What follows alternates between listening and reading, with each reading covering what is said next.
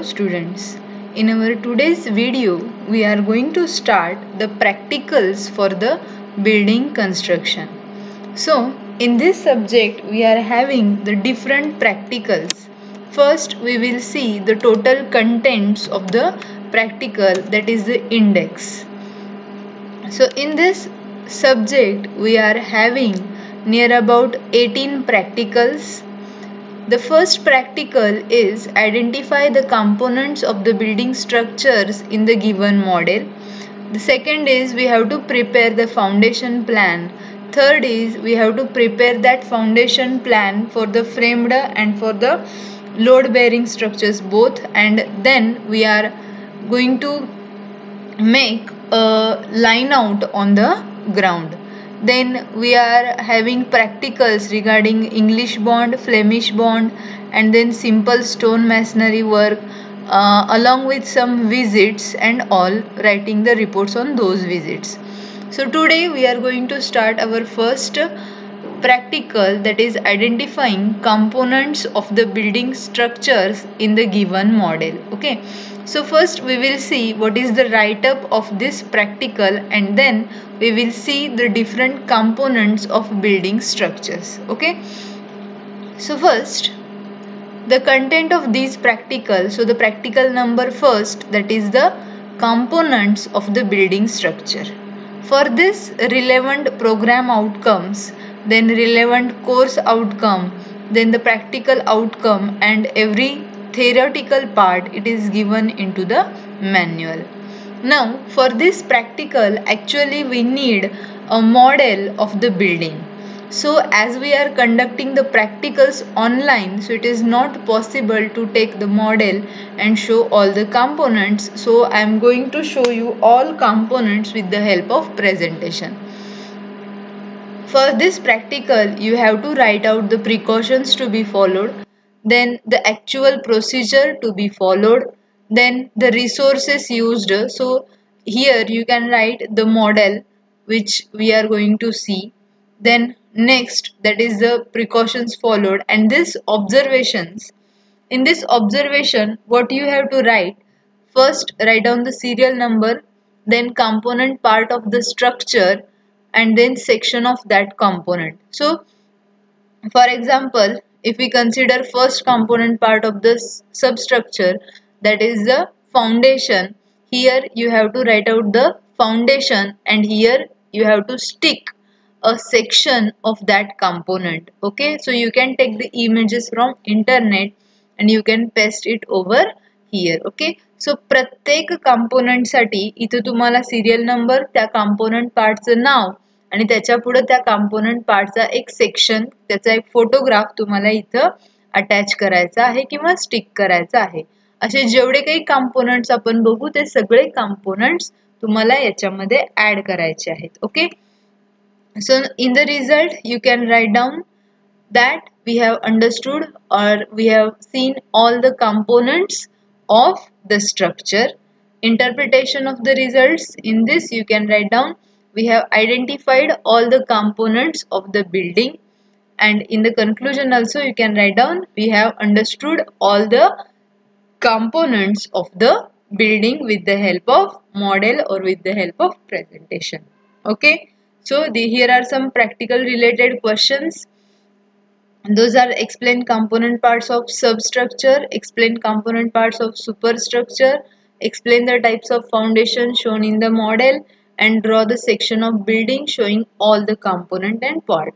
So all these questions answers are included into the presentation. Okay, so now we will go with the presentation. Okay, हे जे काय आहे मॅन्युअलचं related write up होतं, जे की तुम्हाला मॅन्युअल मध्ये काय काय लिहायचं आहे. ओके, सो मॅन्युअल मध्ये तुम्हाला काय काय लिहायचं आहे, तर जे काही रिसोर्सेस आपण वापरले ते लिहायचे आहेत. त्याच्यानंतर ऍक्च्युअल प्रोसिजर जी आपण फॉलो करणार आहे ती लिहायची आहे. त्याच्यानंतर प्रिकॉशन्स काय घ्यायचे आहेत ते लिहायचं आहे. आणि त्याच्यानंतर ऑब्झर्वेशन्स मध्ये तुम्हाला इथं प्रत्येक कंपोनेंटचं नाव लिहायचं आहे आणि त्याचा एखाद्या सेक्शनचा फोटोग्राफ तुम्हाला इथं स्टिक करायचा आहे. Okay, so this is the work regarding the laboratory manual completion. Now we will start with the presentation.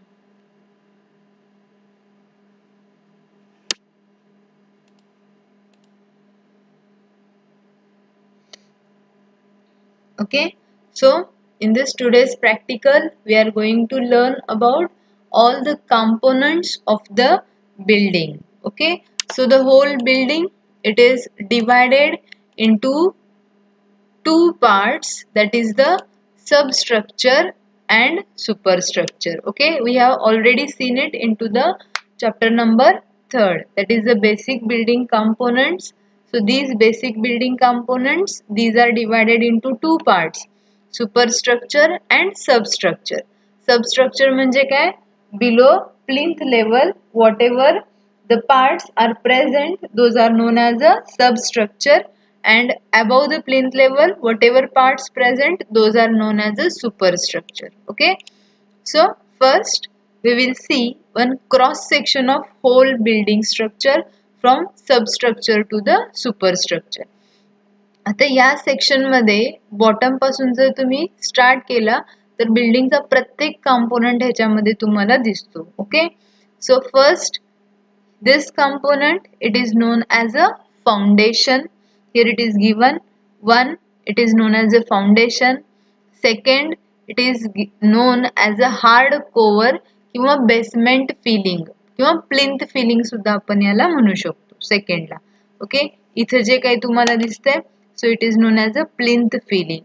Then third, it is known as a plinth. So इथे जी काही आपली टॉप लेयर आहे फाउंडेशनच्या वरचा पार्ट, याला म्हणायचं प्लिंथ. त्याच्यानंतर fourth म्हणजे हा जो काही इथं फ्लोअर फॉर्म होतोय, या फ्लोअरला म्हणायचं ground floor.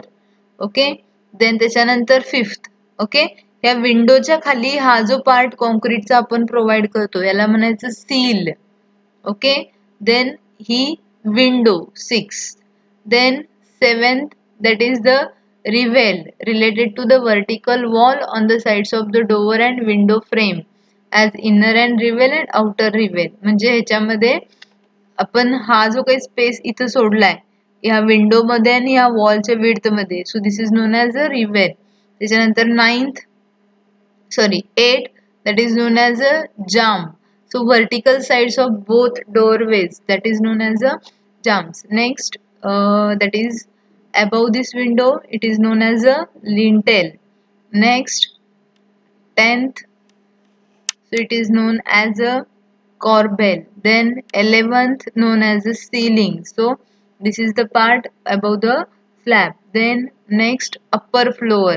Okay, so these are the cross section of the building where we can see all the components of the building structure. Okay, so now we will see one by one. So the first component of the substructure, it is foundation. So foundation is a very important part of the building. All the loads of the superstructure are transmitted to the foundation. Okay, foundation म्हणजे कुठला part असतो? Building स्ट्रक्चरचा सगळ्यात बॉटमचा part असतो, जो की आपल्या सबस्ट्रेटावरती किंवा soil वरती रेस्ट होतो. आणि with the help of foundation we can transfer all the loads coming from superstructure to the subsoil. म्हणजे फाउंडेशन वरती काय लोड असतात, तर आपलं जे काही पूर्ण बिल्डिंगचं लोड आहे प्लस लाईव्ह लोड आणि डेड लोड, हे सगळे लोड्स आपण फाउंडेशन थ्रू खालचा जो काही सबसॉइल स्ट्रेटा आहे त्याला ट्रान्सफर करतो. Okay, so here you can see the cross section for the foundation. Okay, आता इथं 9 इंच थिक ब्रिक वॉल साठी आपण हे फाउंडेशनचा क्रॉस सेक्शन घेतलाय. याच्यामध्ये पीसीसी असतो सगळ्यात बॉटमला, त्याच्यानंतर आपले स्टेप्ड फुटिंग्स असतात आणि त्याच्यावरती आपलं हे जे काही कॉलम किंवा प्लिंथ लेवल पर्यंत त्याची जी काही हाईट आहे ती राइज्ड केली जाते. ओके, याच्याबरोबरच इथं प्लिंथ बीम्स सुद्धा प्रोव्हाइड केलेले असतात आणि प्लिंथ लेवल जाऊपर्यंत त्याचे प्लिंथ बीम आणि with the help of height and DPC हे सगळंच तुम्हाला इथं दिसतंय. Okay, so this part which is below the ground, it is known as a foundation. Up to the plinth level it is known as a substructure. Okay, foundation so PCC असतो, त्याच्यावरती आपलं stepped footing, त्याच्यावरती plinth beams, त्याच्यावरती आपलं plinth level आणि plinth लेवलला आपण DPC provide करतो. Okay, so this is regarding the foundation. Next, that is the plinth and the plinth beam. So this plinth is a dividing line between the substructure and the superstructure. Okay, so plinth, it acts as a dividing line between the substructure आणि substructure. म्हणजे प्लिंथच्या खाली जे असेल ते substructure असतं, प्लिंथच्या वरती जे असेल ते सुपरस्ट्रक्चर असतं. Thus, the projecting part of the wall above the ground level to the floor level is a plinth. म्हणजे ग्राउंड लेवल पासून स्टार्ट करून फ्लोअर लेवल पर्यंत जी काही आपली हाईट आहे, that height it is known as a plinth. The plinth is usually kept at least 45 cm above the general ground level of the building. So plinth ची height किती असते? 1.5 feet किंवा 45 cm. The provision of the plinth beam and the damp-proof course at the plinth level are very important in the building construction. Okay. So building construction मध्ये हे जे काही plinth beam आहेत किंवा डॅम्प प्रूफ कोर्स आहे किंवा plinth आहे, हे प्रोव्हाइड करण्याचं एक मेन पर्पज असतं की जेणेकरून बाहेरचं जे काही सबसर्फेस वॉटर आहे किंवा रन ऑफ आहे त्याची एंट्री आपल्या घरामध्ये होऊ नये, किंवा जे बाहेरचे इन्सेक्ट्स असतात जे आपल्या ग्राउंड वरती रेस्ट होतात किंवा जे आपल्या ग्राउंड वरनं जात असतात, तर हे जे इन्सेक्ट्स आहेत ते इझिली आपल्या घरामध्ये येऊ नयेत यासाठी आपण काय करतो? प्लिंथ हाईट प्रोव्हाइड करतो. Okay, so this is regarding a cross section of plinth beam and plinth. So इथं जे आहे, इथं हा प्लिंथ बीम प्रोव्हाइड केलाय, त्याच्या खाली हा आपला कॉलम असतो, इथं आपलं फाउंडेशन असतं, आणि हे जे काही आहे इथं आपण काय करतो? हार्ड स्ट्रेटा किंवा मुरुम भरून घेतो आणि याच्यावरती आपण प्लिंथ बीम्स प्रोव्हाइड करतो. Okay, so this is the plinth and plinth beam. Now the next part, that is the damp proof course किंवा DPC. So damp proof course is the layer providing in the building to prevent the entering of dampness from the ground to the building component. Okay, आता तुम्हाला सगळ्यांना माहितच असेल की आपलं ground मध्ये काय असतं? मॉइश्चर कंटेंट असतं, बरोबर आहे. So that moisture content should not enter into the building. हे जे काही मॉइश्चर कंटेंट आहे, हे मॉइश्चर कंटेंट आपल्या बिल्डिंग मध्ये एंटर होऊ नये यासाठी आपण काय करतो? डॅम्प प्रूफ कोर्स प्रोव्हाइड करतो. डॅम्प प्रूफ कोर्स याच्यामुळे काय होतं?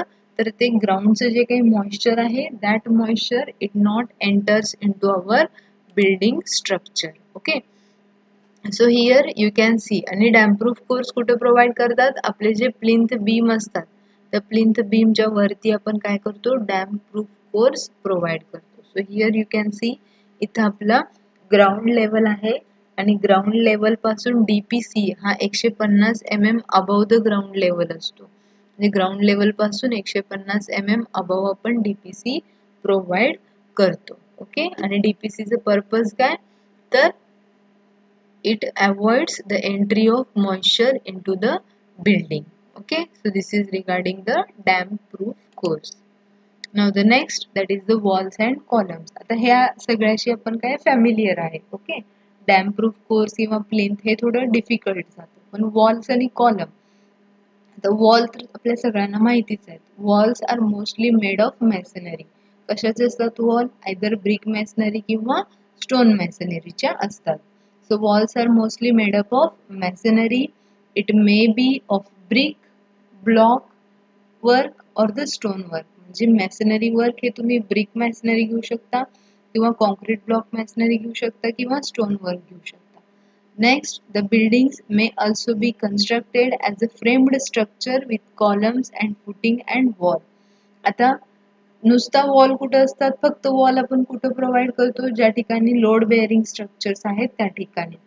त्याच्यामध्ये जे काही लोड असतं ते सगळं आपण वॉल थ्रू ट्रान्सफर करतो. कॉलम किंवा फ्रेम्ड स्ट्रक्चर त्याच्यामध्ये आपण देत नाही. पण ज्या ठिकाणी आपण फ्रेम्ड स्ट्रक्चर्स कन्स्ट्रक्ट करतो, तर फ्रेम्ड स्ट्रक्चर्स कन्स्ट्रक्ट करत असताना आपण काय करतो? कॉलम प्रोव्हाइड करतो, बीम प्रोव्हाइड करतो, फुटिंग्स प्रोव्हाइड करतो, आणि मग column two column wall construct करून आपण रूम्स क्रिएट करतो. Okay, So most of the flats and the high rise buildings are built this way.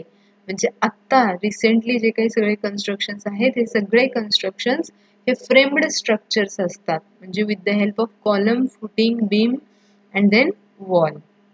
So it in many places in the masonry we uses the arches and lintels. म्हणजे arches आणि lintels आपण masonry work मध्ये use करतो. Okay, so this is a wall. Wallचा in general cross section इथं दाखवलेला आहे. So this is the cross section of a column. Column कसा असतो? कॉलम हा आपला वर्टिकल मेंबर आहे. ओके, कॉलम काय आहे? आपला वर्टिकल मेंबर असतो. बिल्डिंगचा वर्टिकल मेंबर ज्याच्यावरती कॉम्प्रेसिव्ह लोड ऍक्ट होतो तो काय असतो? कॉलम असतो. आता कॉलम मध्ये बघा कसं असतं. कॉलम मध्ये पहिल्यांदा ह्या स्टीलच्या सळ्या इरेक्ट केल्या जातात. ओके, ह्या सळ्या कुठून येतात? तर आपले जे फाउंडेशन्स आहेत त्या फाउंडेशन्स पासून ह्या कंटिन्यू होत असतात वरती. ओके, सो आपण जेवढे मजले किंवा जेवढे फ्लोअर्स आपण उभा करणार आहे त्या प्रत्येक फ्लोअरला हा कॉलम काय होतो? कंटिन्यू होतो वरच्या बाजूला. सो पहिल्यांदा ह्या ज्या काही सळ्या आहेत या सळ्या पहिल्यांदा उभ्या केल्या जातात आणि या सळ्यांना परत आपण ह्या स्टिरप्सनी कनेक्ट करतो. म्हणजे हे जे काही रिंग दिसत आहेत तुम्हाला कनेक्टिंग रिंग्स, तर ह्या रिंग्सनी आपण त्यांना काय करतो? कनेक्टेड ठेवतो आणि याला आपण म्हणायचं स्टिरप्स. ओके, आणि मग अशा पद्धतीने हे बांधून झालं स्टील की मग याच्यावरती आपण फ्रेमवर्क लावतो आणि मग आपण कॉलम कास्टिंग करतो. Okay, now the next that is the floors. So floor is an important part of the building. Floor म्हणजे काय? ज्याच्यावरती आपण उभा राहतो बिल्डिंग मध्ये, that part it is known as the floor. So it is the place where the inhabitants perform their most activities. म्हणजे त्या घरामध्ये जी काही राहणारी लोक आहेत त्या लोकांच्या ज्या काही सगळ्या ऍक्टिव्हिटीज आहेत या कुठं कॅरी आउट होतात? तर फ्लोअर्स वरती. Okay, so it is constructed on the building and laid over the plinth level. म्हणजे आपली पहिली फ्लोअर कुठं स्टार्ट होते? Up to plinth level. म्हणजे प्लिंथ लेवल जिथं असेल तिथं आपली काय असते? पहिली फ्लोअर आपली तिथं असते. त्याच्यानंतर सेकंड फ्लोअर कुठं असते? जिथं आपण पहिल्या फ्लोअरचा स्लॅब टाकणार आहे तिथं आपली काय असते? Second floor. Okay, so according to that floors are there. It is constructed on to the filling and laid over the plinth level. The floors are usually made from the different types of the materials such as timber, brick and RCC. म्हणजे flooring आपण कुठल्याही टाईपच्या मटेरियलचं करू शकतो.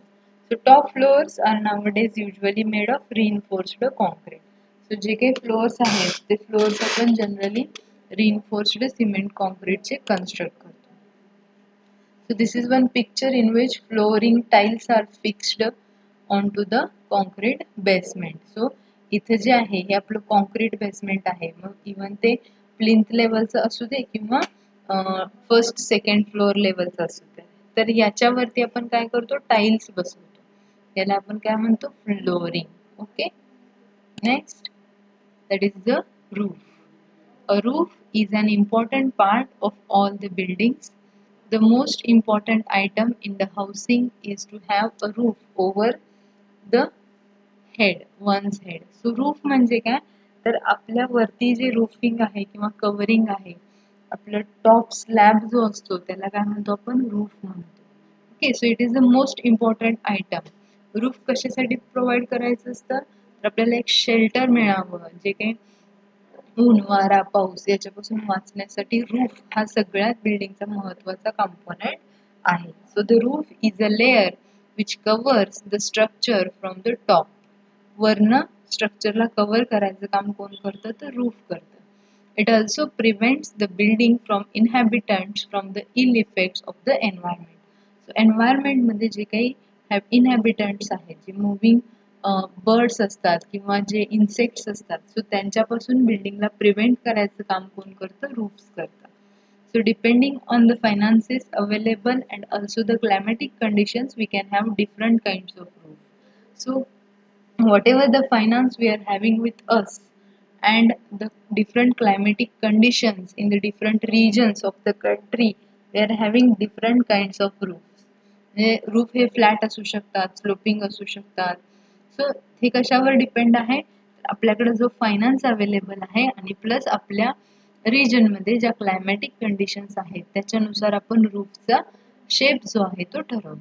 Roof can be sloped or flat, म्हणजे तुम्ही flat roof सुद्धा प्रोव्हाइड करू शकता किंवा स्लोपिंग रूफ सुद्धा प्रोव्हाइड करू शकता.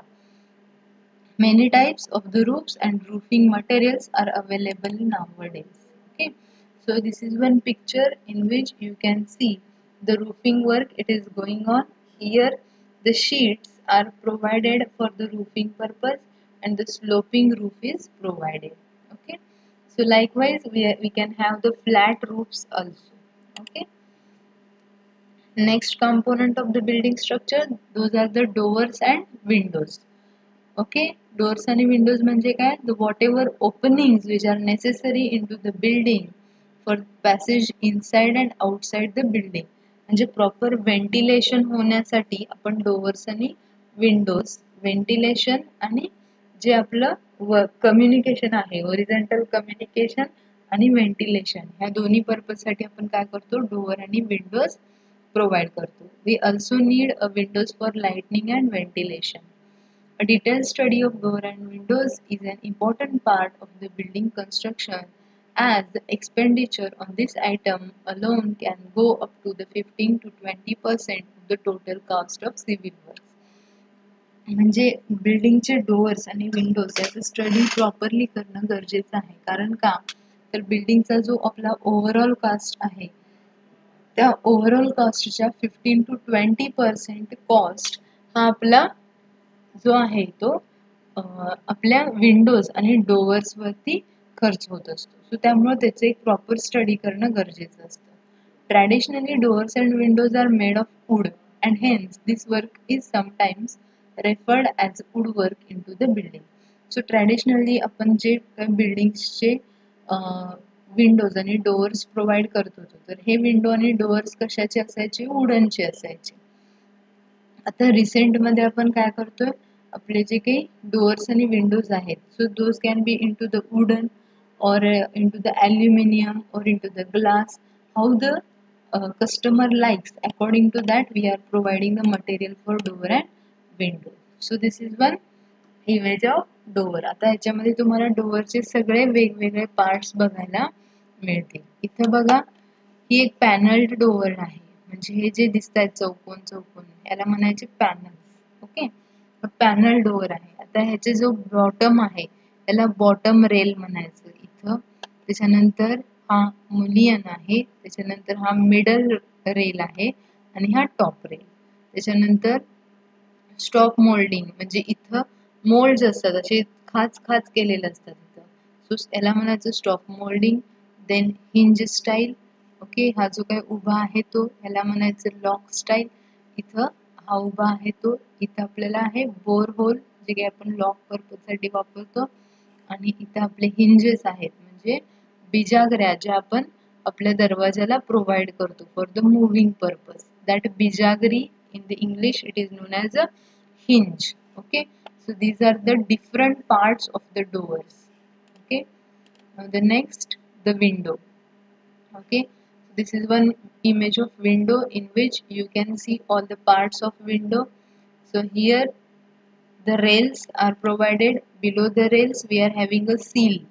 Okay, on the seal we are having the rails, then lock, then the mountains, then sash, jump, head, grillers, steels, etc. So these are various parts of the window. The vertical part it is known as the jump. This topmost part it is known as the head. Bottommost part it is known as the seal. Okay, so these three parts are important: jump, head, and seal. Okay, so these are the various components of the doors and windows. Now the next, that is the stairs and the lifts. Okay, so staircase आणि lifts हे आपण का provide करतो, तर building मध्ये vertical communication होण्यासाठी. Doors आणि Windows का देतात, बिल्डिंग मध्ये होरिझॉन्टल कम्युनिकेशन पर्पज साठी आपण डोअर्स प्रोव्हाइड करतो. स्टेअर्स आणि लिफ्ट्स ह्या वर्टिकल कम्युनिकेशन पर्पज साठी आपण यूज करतो. Okay, So nowadays the most buildings are made more than one story, or these are the high rising buildings. हल्ली ज्या काही बिल्डिंग्स आहेत त्या सगळ्या बिल्डिंग्स ह्या आपल्या more than one story building असतात आणि मग एका स्टोरीज पासून दुसऱ्या स्टोरी मध्ये एंटर करण्यासाठी किंवा एका फ्लोअर पासून दुसऱ्या फ्लोअर पर्यंत पोहोचण्यासाठी आपल्याला स्टेअरकेस किंवा लिफ्टची प्रोव्हिजन करावी लागते. Which means there should be a way to go from one story of the building to another. So the knowledge of various elements of the staircase and the construction of a simple staircase is essential to all those involved into the building construction. So staircase म्हणजे काय? स्टेअरकेसचे component parts काय असतात, त्याचे वेगवेगळे parts काय असतात आणि ह्याचं डिझायनिंग वगैरे कसं केलं जातं याची प्रॉपर आयडिया आपल्याला असणं गरजेचं असतं. So the study of the layout and the design of ornamental staircases is a special subject. Usually the vertical transportation devices like electrical lifts are to be provided in the buildings having more than 4 floors, including the ground floor. So ज्या काही हाय rising buildings आहेत त्याच्यामध्ये आपल्याला electric lift provide करणं गरजेचं असतं. So we must also be familiar with these devices. So here you can see one cross section of the staircase. Okay, so in this the various parts of the staircase those are given. Okay, so पहिल्यांदा आपली ही जी काही staircase असते ह्याचा run आणि rise हा काय असतो ते समजून घ्यायचा. स्टेअरकेसचा रन म्हणजे काय, तर स्टेअरकेस चढून जात असताना आपण किती होरिझॉन्टल डिस्टन्स कव्हर करतो that is known as a run. Okay, आणि राईज म्हणजे काय, स्टेअरकेस चढून जात असताना आपण किती वर्टिकल डिस्टन्स कव्हर करतो that is known as a rise. Okay, then इथं जो हा पार्ट दिसतोय this is known as a waist slab. Okay, then this one step rise म्हणजे एक पायरी चढून जात असताना आपण किती वर्टिकल डिस्टन्स ट्रॅव्हल करतो that is known as a riser. त्याच्यानंतर हा जो काही एका स्टेपचा होरिझॉन्टल डिस्टन्स आहे याला म्हणायचं ट्रेड. ओके, सो एका स्टेपचं vertical distance known as a riser, horizontal distance known as a tread. आता ह्या स्टेप वरती आपण काय करतो, फरशी बसवतो, बरोबर आहे, आणि त्या फरशीला इकडच्या बाजूला म्हणजे जिथनं आपण चढून जातो तिथं एक कर्वड सरफेस आपण त्याला प्रोव्हाइड करतो सो दॅट चढत असताना किंवा उतरत असताना कुणाला त्याचं काय होऊ नये, त्रास होऊ नये किंवा लागू नये ते. सो हा जो काही इथला पोर्शन आपण काय करतो, कर्व करतो. इथला जो टाईलचा पोर्शन आहे हा काय होतो, कर्व केला जातो, याला म्हणायचं नोझिंग. ओके, सो त्याच्यानंतर आपण स्टेअरकेसला काय प्रोव्हाइड करतो, रेलिंग प्रोव्हाइड करतो. ओके, जिथं आपण हँडरेल्स म्हणजे आपण हात धरून वर चढतो स्टेअरकेसवर. ओके, सो त्याला म्हणायचं हँडरेल. मग हँडरेल्स मध्ये काय काय पार्ट असतात, हा जो व्हर्टिकल पोस्ट आहे याला नेवेल म्हणायचं. त्याच्यानंतर इथं वरती नेवेल क्लॅप असते. त्याच्यानंतर हा जो तिरका भाग आहे याला म्हणायचं हँडरेल आणि हे जे उभे पोर्शन्स इथे दाखवले त्याला म्हणायचं balusters. Okay, so these are the different parts of the staircase. Now we will move further for the building finishes. आता building finishes याच्यामध्ये मोस्टली दोन पार्ट येतात, आपलं प्लास्टरिंग वर्क आणि पेंटिंग वर्क. बिल्डिंग फिनिशेस म्हणजे पूर्ण बिल्डिंग कंप्लीट झाल्यानंतर त्याला जे काही आपण फिनिशिंग करतो, प्लास्टरिंग. प्लास्टरिंग म्हणजे काय, तर ते जे काही आपण वरचा सरफेस असतो तो स्मूथ आपल्या सिमेंट आणि सँड याचं यूज करून त्याला आपण काय करतो, स्मूथ बनवतो. So this part it is known as a plastering. आणि पेंटिंग म्हणजे कलरिंग वर्क जे असेल त्याला म्हणायचं colouring. Okay, so the final appearance of the building depends very much on this finishing. So we have to deal with the following. First, that is the plastering, and second, that is the painting of walls, woodwork, grill work. Whatever the work, whatever the material we are going to use into the building, the overall look of that building, it depends on this finishing, plastering and painting. Okay, then it is essential that we have to know the knowledge of the finishing to be used on the various materials such as construction, plaster, wood, metals, etc. So here is one image in which the plastering work is going on. So here the construction of the brick masonry is there, and to cover up this brick masonry याच्यावरती आपण काय करायलोय बघा, sand आणि सिमेंटचा हा जो काही प्लास्टरिंगचा layer आहे, हा प्लास्टरिंगचा लेयर आपण ह्याच्यावरती लावतो आणि हा परत काय केला जातो, स्मूथ केला जातो याच्यासारखा. इथं आत तुम्हाला दिसेल स्मूथ सरफेस. हा असा पहिल्यांदा रफ असतो आणि ह्याच्यावरती परत रंदा फिरवला जातो आणि रंदा फिरवल्यानंतर हा अशा पद्धतीनं स्मूथ होतो. ओके, याला आपण मराठीत म्हणतो गिलावा करणे. ओके, प्लास्टरिंग म्हणजे काय तर गिलावा करणे. सो नेक्स्ट इमेज याच्यामध्ये तुम्ही कलरिंग बघू शकता. सो आपला जो काही हा गिलावा झाला किंवा प्लास्टरिंग वर्क कंप्लीट झालं की त्याच्यानंतर प्लास्टरिंग वर्कच्या वरती आपण काय करतो, कलरिंग वर्क करतो. कलरिंग वर्क हे सगळ्यासाठी केलं जातं, डोअर्स, विंडोज, त्याच्यानंतर रूफ, वॉल, बिल्डिंगचे जे काही सगळे कंपोनंट आहेत, all those components are covered with the color.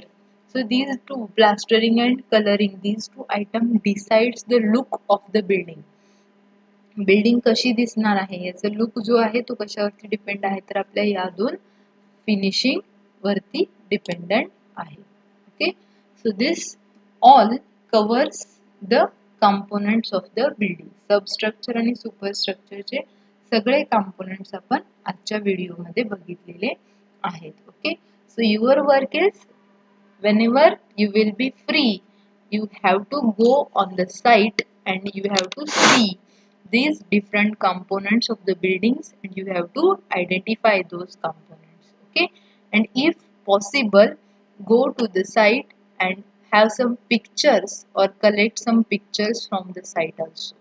Okay, आणि प्लस त्याची जी काही व्हर्च्युअल प्रॅक्टिकल लिंक आहे ती व्हर्च्युअल प्रॅक्टिकल लिंक मी व्हिडिओच्या डिस्क्रिप्शन बॉक्स मध्ये ठेवलेली आहे. So click on that link, you can again be too much clear regarding the components of the building. So ही जी काही लिंक आहे ही लिंक मी आपल्या जो आपला डिस्क्रिप्शन बॉक्स आहे त्याच्यामध्ये पण टाकते, प्लस आपण इथंही ही लिंक प्ले करूया. ओके,